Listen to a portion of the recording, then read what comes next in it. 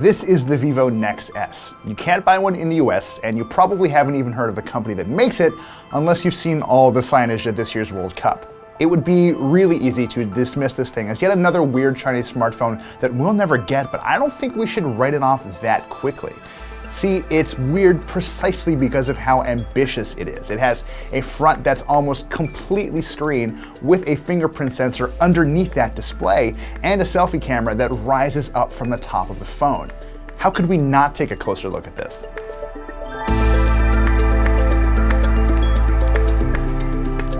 So first things first, just look at this thing. There's hardly any bezel around this 6.59-inch AMOLED display. Barely any phones out there have a screen-to-body ratio this high, though the Oppo Find X, which is coming to North America, if not the United States, technically has even less bezel.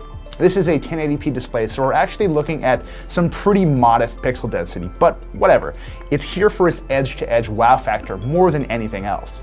To pull off this design, Vivo had to squeeze some important components somewhere else. Just look at the earpiece. There actually isn't one.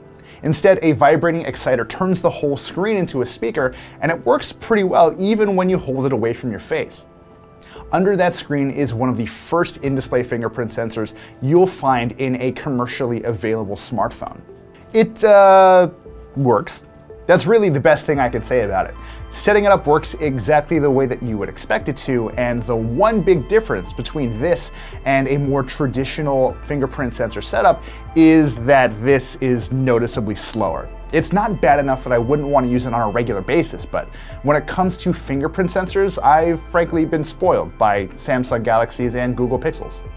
There's a dual camera that combines a 12 and a 5 megapixel sensor around back, and it takes decent enough photos, but who cares, really? The NEX S's real claim to fame is this 8 megapixel pop-up selfie camera.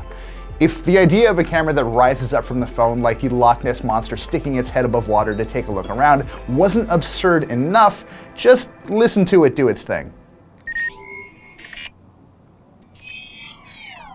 It sounds vaguely Star Trek, and you know what? I kind of appreciate that. Vivo says it takes about a second for the camera to spring into position, and engineers have toggled the selfie camera more than 50,000 times without issue.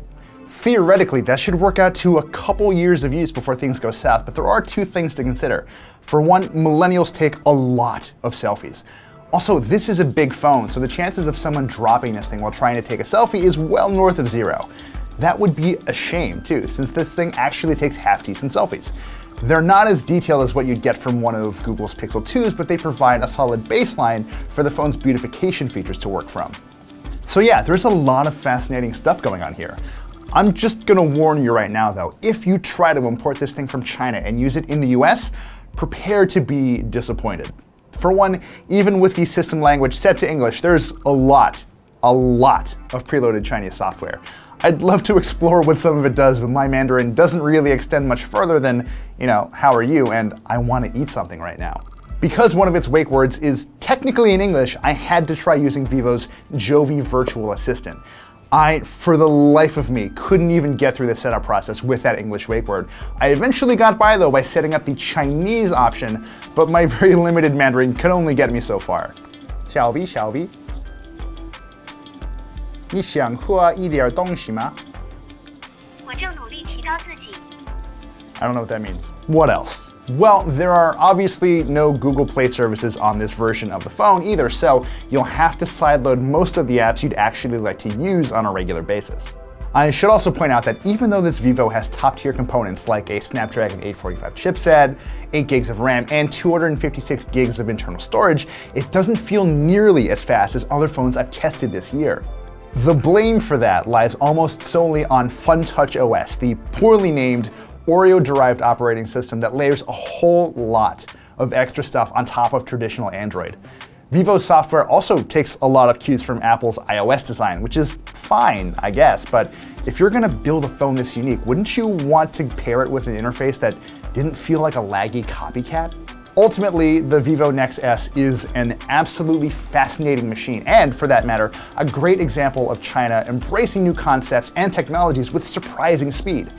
That said, you shouldn't feel bad that the NEX S probably won't wind up on a store shelf near you. It's one of those devices that's much better when admired from afar. you.